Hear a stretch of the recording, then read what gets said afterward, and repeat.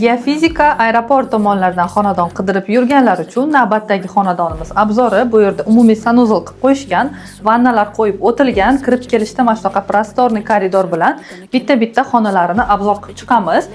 Bu yerda kattalar yotoqxonasi, barcha kerakli mebellar qo'yilgan. Ushbu xonadonimiz 65 metr kvadratni tashkil etadi, lekin xonalari o'ziga yarasha keng. Bu esa mana shunaqa prostorniy kuxnyamiz. Bu yerda obedniy zona, barcha texnikalar qo'yilgan. Xonadonimiz to'liq topol tizimi bilan ta'mirlangan. Bu yerda esa shunaqa kichkina ikkita bola uchun mo'ljallangan detskiy qilib o'tishgan. Zona xranения kiyimlar uchun garderob tashlab o'tilgan.